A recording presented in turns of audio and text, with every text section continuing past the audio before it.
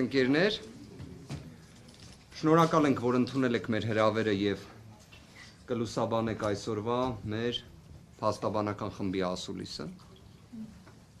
Իհարկե թեման վերաբերում է Սամվել Կարապետյանի նկատմամբ, անկեղծորեն եմ ասում, աննախադեպ, խայտառակ, մեղմ ասած ապօրինի, մեղմ ասած շինծու հետապնդմանը։ Ապօրինի կալանքը տևում է արդեն 177 օր։ Ընդհանրապես իրավաբանները, փաստաբանները կարողանում են իրավիճակի վերաբերյալ պատշաճ բացատրություն ներկայացնել։ Փորձում են խնդիրներին լուծումներ գտնել, իրականացնել շահերի պաշտպանություն, բայց դա չի կարող լինել միակողմանի երևույթ։ Դրա համար պետք է լինեն անհրաժեշտ պայմաններ։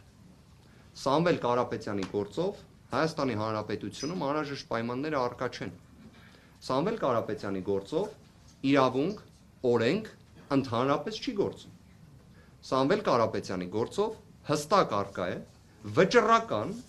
իրավունքի եւ օրենքի ոչնչացման վարքագիծ։ Ես սա մեծ ցավով եմ ասում։ Ընդհանրապես իրավաբանները եւ փաստաբանները մշտապես հենվում են իրավունքի եւ օրենքի վրա։ Բայց այստեղ այդ հենարանները չկան։ Այս գործով այդ երևույթները բացակայում են։ Ինչն է առկա, շատ հստակ։ Առկա է քաղաքական հետապնդում, առկա է քաղաքական բրեժխնդրություն, առկա է փաստացի Հայաստանի Հանրապետությունում քաղաքական պատանդի կարգավիճակ ունեցող Սամվել Կարապետյան։ Ինչով է այս ամենը հիմնավորվում։ Ես չեմ հոգնելու դա կրկնելուց։ 2025 թվականի հունիսի 17-ին Հայաստանի Հանրապետության ամենաբարձր պաշտոն զբաղեցնող անձը, ով իր կարգավիճակով պարտավորված է ապահովելու իրավունքի գերակայություն Հայաստանի Հանրապետությունը։ Ոչ թե իրավունքի խախտում, այլ գերակայություն։ Ոչ թե իրավապահների գործունեության միջամտություն, այլ իրավունքի գերակայություն։ Փոխարենը բոլորս հիշում ենք հունիսի 17-ի հրապարակավ Facebook-յան արդարադատության հիմքերը, որոնք դրվեցին Հայաստանի Հանրապետությունում եւ անշեղորեն կատարվում են։ Կրկին սա մեծագույն ցավով եմ ասում, որտեղ այս ամենը մեղմ ասած անարգանք է իրավունքի եւ օրենքի նկատմամբ, անարգանք է իրավական պետության սկզբունքի նկատմամբ։ Սա Հայաստանի Հանրապետությունում 2025 թվականի հունիսի 17-ից մինչ օրս իրավական պետության սկզբունքը, որը ի թիվս այլի երաշխավորում է, որ կալանքները չեն կարող լինել ապօրինի, որ դատարանները պետք է լինեն անկախ, որ քննիչները պետք է լինեն անկախ, որ դատախազները պետք է ապահովեն օրինականության, հսկողություն, նախաքննության, դրանք բոլորը տապալված են։ Այսինքն պարզապես կարելի է վերցնել քրեական դատավարության օրենսգիրքը, նշել Սամվել Կարապետյան անունը եւ փակել քրեական դատավարության օրենսգիրքը, որտեղ այն չի գործում։ Այն չի գործում 177 օր շարունակ։ Վերաքննիչ դատարանը նախագահությամբ տիկին Ժենյա Մելիքսեթյանի ուներ բոլոր հնարավորությունները, օրինակ, ցույց տալու, որ այս նախաբանը, որը ներկայացրեցի քիչ առաջ, իրականության հետ առնչություն չունի։ Ինչ որտեղ հեշտ խնդիր է, չէ՞։ Մենք բոլորս արեստավարժ իրավաբաններ ենք։ Եթե մենք կարողանում ենք հիմնավորել հակառակը, իսկ դրա փոխարեն դատախազն ու քննիչը, որոնք համատեղ են գործում, իդեպ այդպես չպետք է լինի։ Դատախազը անկախ պաշտոնատար անձ է, որ քննիչին հսկողն է, բայց այս գործով իրենք համատեղ են գործում։ Իդեպ այդպես է եղել 2025 թվականի հունիսի 17-ից, որտեղ այս գործով հաղորդում կոչվածը ներկայացրել է հենց գլխավոր դատախազ տիկին Աննա Վարդապետյանը, եւ այդ պնդումը կատարում են քննիչները մինչ օրս։ Ես վստահ եմ դուք կհիշեք, թե ինչպես հենց ինքը գլխավոր դատախազը հակադարձեց այդ պնդմանը, հրապարակայնորեն ազգային ժողովում, բայց ես էլ ձեզ պաշտոնապես հայտնում եմ, որ մինչ օրս քննիչների կողմից այդ պնդումը կատարվում է, այդ թվում 2025 թվականի նոյեմբերի 17-ի դրությամբ, այդ թվում գրավոր ներկայացրած միջնորդություններով։ Այո, իրենք գործում են համատեղ, քննչականը եւ դատախազությունը։ Գործելով համատեղ չեն կարողանում մեկ փաստարկ ներկայացնել, թե ինչի համար Սամվել Կարապետյանը պետք է լինի կալանավորված։ Բայց Սամվել Կարապետյանը կալանավորված է, որովհետև Հայաստանի Հանրապետության դատավորները կոնկրետ անուն ազգանունով դատավորները, որոնք պետք է հանդես գան պատվարժան դատարանի դիրքերից, չեն իրականացնում արդարադատություն։ Չեն իրականացնում արդարադատություն, քանի որ քաղաքական հետապնդում է, քանի որ ճնշման մթնոլորտ է, քանի որ չեն կարողանում լինել անկախ, բազմաթիվ պատճառաբանություններ կարող ենք վերել, բայց դրանք ինչ կապ ունեն իրավունքի եւ օրենքի հետ։ Կապ չունեն։ Կապ չունեն։ Դատավորները ամենանույնիսկ ծանրագույն դիրքում հայտնվելով իդեպ միջազգային փորձը նման բազմաթիվ դեպքեր գիտի եւ ունի։ Դատավորները պետք է լինեն անկախ։ Ամենանույնիսկ ծանրագույն ճնշման պայմաններում պետք է լինեն անկախ։ Սամվել Կարապետյանի գործով նման անկախություն ենթադրող, պահանջող դատավոր չի կարողանում լինել։ Բայց արդյոք սա պատճառաբանում է։ Արդյոք սա արդարացում է։ Երբեք ոչ, եւ չի կարող լինել։ Եվ այստեղ մի հետաքրքիր հանգամանք կա։ Մեր ոլորտում ամեն ինչ ի վերջո ունենում է փաստաթուղթ, գրավոր տեսքով։ Ի վերջո լինում են գրավոր որոշումներ։ Եվ այդ որոշումները պահպանվում են։ Այդ որոշումները եւս ունեն պատասխանատուներ։ Պայմանականորեն, եթե մի դատավոր հետագայում պետք է վկայակոչի այն, թե ինչ աստիճան անասելի ճնշումներ են եղել, իրավական 0 նշանակություն ունի այդ փաստարկը կամ այդ պատասխանը, որովհետև որոշման եզրափակիչ մասում միշտ գրվում է դատավորի անուն, ազգանունը։ Եվ այդ փաստաթղթերը պահպանվում են։ Իսկ ընդհանրապես իրավունքի տեսությունից սկսած, երբ դեռ նույնիսկ չկային կոդիֆիկացված փաստաթղթեր, պատասխանատվության անխուսափելիության սկզբունքը կա, լինելու է եւ գործելու է։ Սա ակնհայտ է։ Ես հասկանում եմ, որ հնարավոր է լինի մի կարծիք, որ Սամվել Կարապետյանը ազգային բարերար է, բարեգործություններով է հայտնի, բազմաթիվ մարդկանց աջակցելով, օգնելով է հայտնի, եւ միգուցե կարող է լինել այն կարծիքը, որ նման մարդու դեպքում ապօրինությունները ի վերջո ներման են արժանանալու։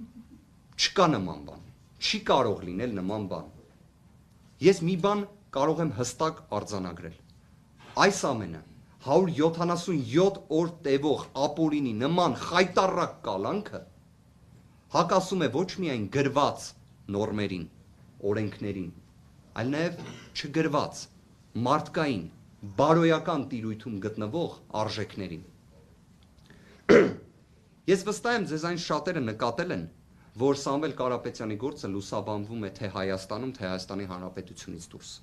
Ես վստահ եմ, դուք տեղյակ եք, թե միջազգային ճանաչում ունեցող բազմաթիվ իրավաբաններ, փաստաբաններ, հանրային գործիչներ խոսում են Սամվել Կարապետյանի գործի մասին։ Եթե կա կարծիք, որ այս ամենը հետևանք չի ունենալու, այդ կարծիքը սխալ է։ Ամենամեծ ցավը այս ամենի նրանում է, որ հետևանքը վրա է հասնում փաստացի Հայաստանի Հանրապետության նկատմամբ։ Ցավալի է այս ամենը, որովհետև կոնկրետ անձինք կատարում են կոնկրետ գործողություններ, հետևանքը լինում է կոլեկտիվ։ Մեծագույն ցավով եմ այս ամենը ասում։ Սամվել Կարապետյանին որպես քաղաքական պատանդ ներկայացնելու հիմնավորումներից մեկը թաքնված է ոչ միայն նրանում, որ Սամվել Կարապետյանը այո հանդես է եկել մայր աթոռը պաշտպանելու դիրքերից հունիսի 17-ին, երբ արդեն նկատվում էր, թե ինչ մեծ ճնշում է, ինչ մեծ ապօրինություն է սկիզբ առել մայր աթոռի նկատմամբ։ Բայց հիմա ավելի հստակ է, թե ինչի համար էր անհրաժեշտ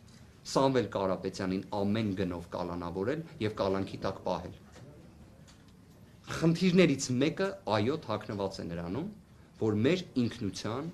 մեր մայր աթոռի նկատմամբ այո կա ուղիղ քաղաքական որոշում, ճնշման, նսեմացման եւ միջամտության։ Եվ ազգային բարերար Սամվել Կարապետյանը այո խոչընդոտ է նման վարքագծին։ Բայց այդ վարքագիծը արդյոք ոչ իրավաչափ է։ Մայր աթոռը պաշտպանելը Հայաստանում ոչ իրավաչափ երևույթ է դառել։ Մեր ձևով կմասնակցենք եկեղեցու պաշտպանությանը, Հայաստանի Հանրապետությունում հանգեցնում է 177 օր տևող կալանքի։ Եվ այդ կալանքը հաստատող դատավորները, նման միջնորդություն ներկայացնող քննիչները, նման միջնորդությունը պաշտպանող դատախազները Հայաստանի Հանրապետության քաղաքացիներ են։ Սամվել Կարապետյանը հետախուզվում է Ադրբեջանի իշխանությունների իրավասու մարմինների կողմից։ Սամվել Կարապետյանը 177 օրից ավելի է, ինչ բանտում է Հայաստանի Հանրապետության։ Երկրորդ խումբը խնդրի, որը կրկին բերում է քաղաքական պատանդի կարգավիճակին, դա վերաբերում է հեծին։ Ակնհայտ էր, չէ, որ այս ամենը զուգահեռաբար սկսվեց։ Ակնհայտ է նաև, որ 2025 թվականի նոյեմբերի 17-ին տեղի ունեցավ մի վարչական այսպես կոչված վարույթ, անտեսելով այն փաստը, որ սահմանադրական դատարանում ընթացող քննություն է առկա կիրառման ենթակա նորմերի վերաբերյալ, եւ որոշվեց հեծին զրկել լիցենզիայից։ Եվ ըստ այն կարգավորումների, որոնք հիմա էլ սահմանադրական դատարանում քննության առարկա են, պետք է տեղի ունենան բանակցություններ հնարավոր փոխհատուցման վերաբերյալ։ Հենց դրա համար Սամվել Կարապետյանը քաղաքական պատանդ է։ Դուք պատկերացնում եք մարդու հետ բանակցել, երբ վերջինս ապօրինի կալանավորված է։ Օրվա իշխանությունները գիտակցում են, որ ցանկացած մի բանակցություն իրենց հետ Սամվել Կարապետյանի կողմից դա լինելու էր իրենց հաղթանակը։ Սամվել Կարապետյանի դիրքորոշումը առավել քան հստակ է։ Սամվել Կարապետյանի հստակ դիրքորոշումը արտահայտվել է 2025 թվականի հուլիսի 4-ի իր ուղերձում, որտեղ հստակ քաղաքական գնահատականները տրվել են, որ այն իշխանությունը, որը շեղվել է Հայաստանի Հանրապետության պատմական արժեքներից, այն իշխանությունը, որը ոտնձգություն է իրականացնում մայր աթոռի նկատմամբ եւ բոլոր այն մնացյալ մեղմ ասած մեղքերը, որոնք ունեն օրվա իշխանությունները, բավարար են ասելու համար, որ իրենք պետք է հեռանան։ Պետք է հեռանան եւ դա ակնհայտ է։ Եվ այդ ամենը Սամվել Կարապետյանը հստակ արձանագրել է։ Եվ այս ամենի պայմաններում ունենք քաղաքական հետապնդում, վրեժխնդրություն, տոտալ ապօրինություն, որը մինչ օրս շարունակվում է։ Իդեպ